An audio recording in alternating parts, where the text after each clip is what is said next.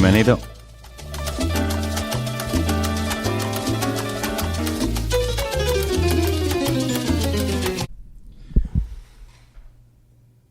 Welcome to Sucio Talk. This is episode... All right, here we go with the episode numbers. That's the last time that I'm gonna mention the episode number in the episode because I always fuck it up. All right, and I'm sitting here with a very highly regarded chef, and I don't want to embarrass myself on this show. Okay, so this is episode Chef Christopher Kostow, my chef, your chef, and today we're going to talk about his career and sort of leading up to, as some of you may have heard, my exodus from the Charter Oak. But we'll get to that a little later. You know, here at Sucio Talk, we like to take things all the way back. In Chef's case, it's about 80 years. So here we go. Chef, how you doing? I'm good, man. Thank you for having me. Yeah, no problem. Thank you for being on Sucio Talk. A lot of people ask me to have you on, so, you know, finally going to make... It's a lot of pressure. Making some dreams come true. So It's all good. So, where are you from? Wow. I am born and raised in Highland Park, Illinois. Illinois. It's a suburb north of Chicago, about half hour north of Chicago. Very cool. And how long did your parents live there before you arrived? Great question.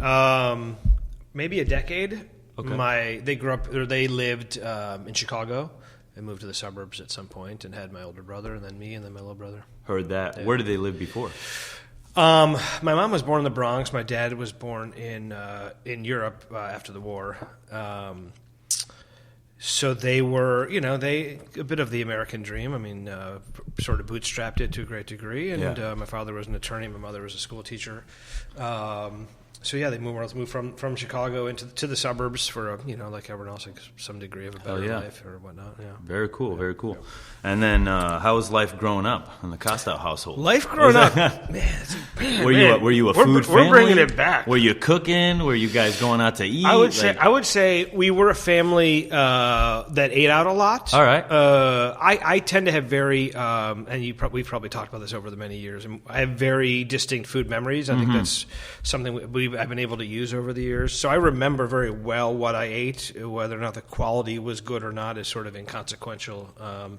But we were always, we'd go up to Milwaukee to eat German food. We'd go into Chinatown to eat dim sum when no one was doing that.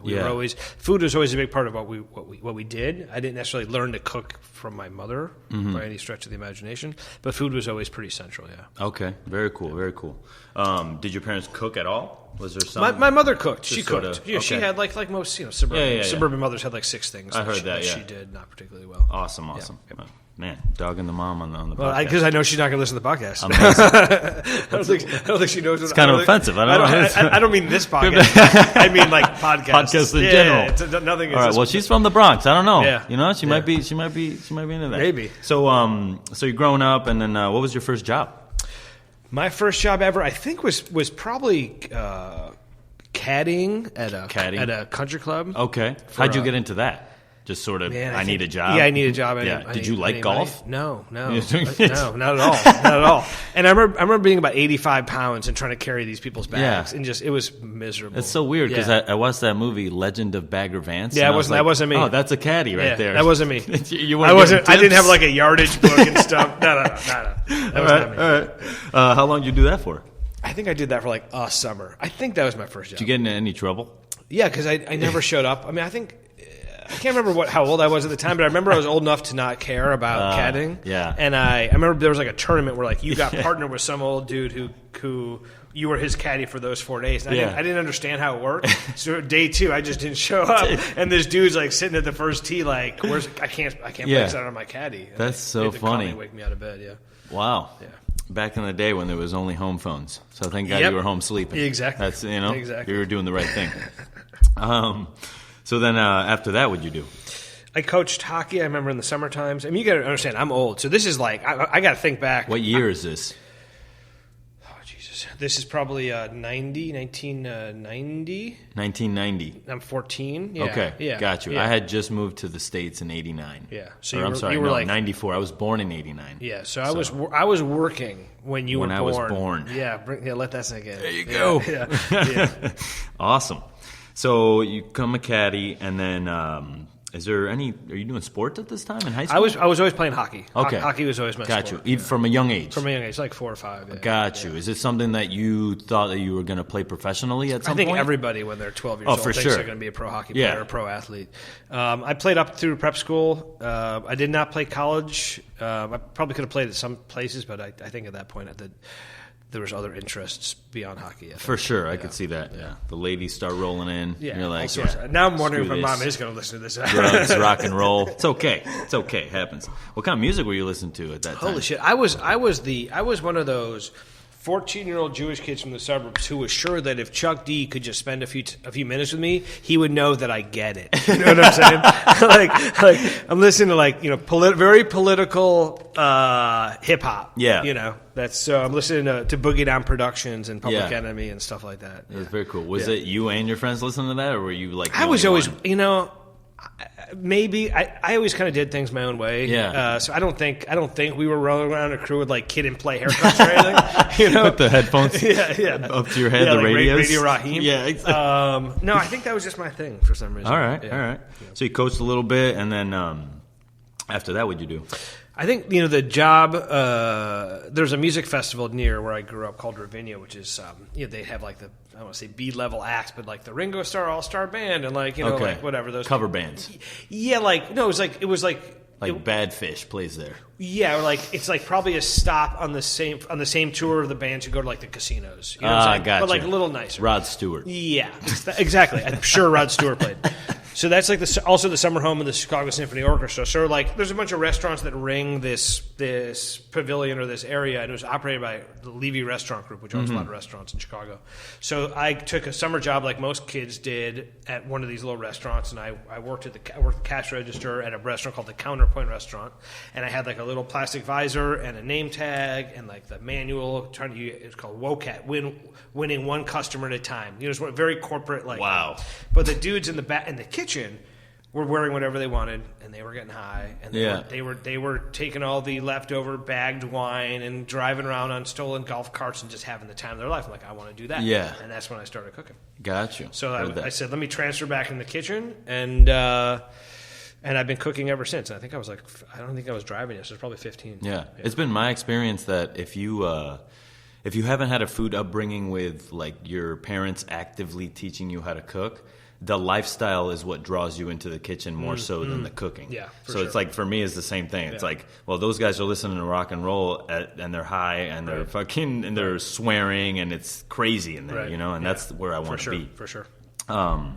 At this point, is there like a chef there at this place where you're cooking at, or there is it was just there was I think in retrospect that the chefs that they put in charge of these things were probably those in the lowest rung of the Levy restaurant hierarchy. Gotcha. Or like, hey, why don't you go oversee a bunch of high school kids or junior high kids for a summer? Like, whatever. They're the worst. They're probably getting high too. There was a chef. The head chef, his name was Brian Good. They called him Shaky the Clown because he had some sort of, I don't think he was epileptic. I think he just was like maybe a drinker, and he was these guys were dirtbags. Like if the female cooks or the female staff would be like, hey, I need a key to the walk-in, he'd make them go in his pocket. Bad, like not good people, not good people.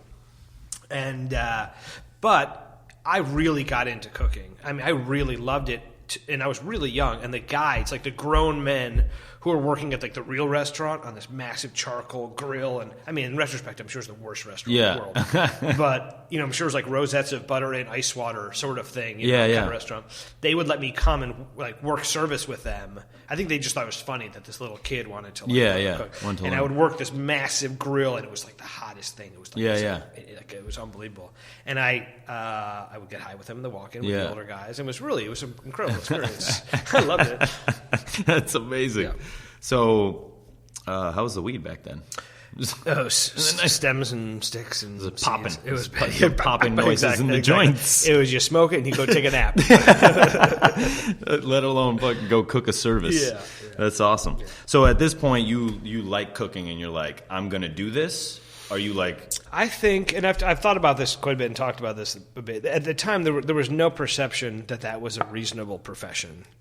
I was playing hockey. I fancied myself. I wanted to be a writer. I wanted to do all these things. I looked at these chefs who were the only sort of visible role models within that industry. I'm like, I don't want to be like that guy. Yeah. It was only kind of around that time, maybe a couple of years later, that I remember first seeing, I don't know if it was on TV or something, these like young chefs in New York. I can't remember what the show was, but it was and I'm like, wow, these are like young, articulate, good looking, like creative, dynamic people. I mean, you could, like, being a chef is actually like a thing you could go be. Yeah. But I remember the first couple of years I did that, I was taking summer classes at like the community college. I was in high school at the time. I was taking like creative writing classes, and I just totally I stopped going to class. I just wanted to fry chicken because that's what we did at this restaurant. Yeah. And I was just I remember writing schematics of the kitchen and how the flow of service should go and all this stuff. And I remember I quit one time because the corporate people came in. There was like some 15-year-old kid just making his own fucking fried chicken recipe up, and they're like, no, it's Hidden Valley Ranch powder and flour. Yeah. They're like, make the chicken the way we want you to. And I was like, I'm out of here. I'm taking a stand. I'm done. Taking a stand. That's awesome. So you left there.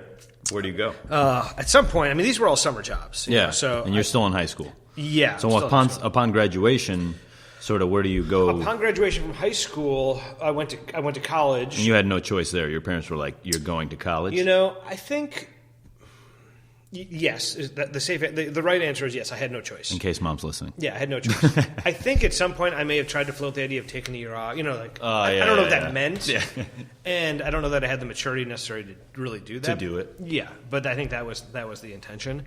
But I always came back and still had those same summer jobs. I actually had a cooking job in college too to make some extra money. Where'd you go to college? Hamilton College in New York. Hamilton College in New York. So I worked at the Adirondack Roasting Company, which is like a typical small town like sandwiches and with sprouts on them. That sort of jam. Yeah. I got you. Yeah. Okay.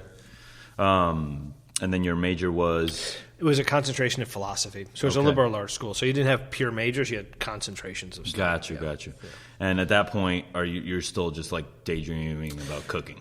Yeah, it was interesting. The more money that went into the education and the more time that went into it, the more I was thinking seriously about cooking. Yeah, I hear you. Probably going to save my parents a fortune if I just made that decision earlier. But, and Hamilton College in New York. Now, when did you make a move? Upon sort of senior year, when you have to start figuring out what you're going to do. Yeah. And I was, again, still cooking in the summer times, and as I said, cooking at school. Yeah. I think the intention was just to see if, as a profession, this made sense.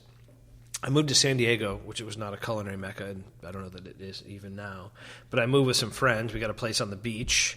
I was the only one who knew kind of what they wanted to do. Yeah. I think we had 6 people living in a 3-bedroom, 2 people living in the garage sort of thing on over by Windansea in La Jolla. And I fortunately landed with like a really good chef. Trey Fauché at George's at the Cove, who I spent many years with. Mm-hmm. And that was really my entree into like real restaurants. Yeah. I remember the first time I walked into that kitchen as a pretty dumb, naive kid, just being amazed by it was the first time I'd seen all cast iron. It just felt so substantive and professional. Big. Yeah. The guys online, one was like a 40-year-old Marine, and Alejandro was like the sauté guy, had been there 25 years. This was a very and I still believe that those are more formative. Those experiences are more formative than spending a summer at Mugaritz. Do you know what I'm saying? Yeah. You learn how to cook. You learn how to interface with different people. And to me, that's where the beauty of the industry lies, more than the cleverness inherent in a Mugaritz. Mm-hmm. It's like the bringing together of different diverse people and working towards a cause and the fun that goes along with that. That's still what I enjoy of the whole thing. Yeah, for sure. And then now, did you go to that restaurant kind of knowing that you wanted to work there because it was a better restaurant, or because you wanted to work for the chef? I remember I took a job. I skipped this. I took a job at a place called Terra in Hillcrest in San Diego. Mm-hmm. And the chef was like 23, had no idea what he was doing, but he was super cool, and he let me kind of play a little bit. So I was there for like 6 months. Yeah. I remember sitting in his office looking at a Food and Wine magazine, and there was an ad on the last page that said, George's at the Cove welcomes Food and Wine Best New Chef winner Trey Fauché. Gotcha. So he had just won Food and Wine Best New Chef because he'd previously been at Sundance. And I literally remember looking at it.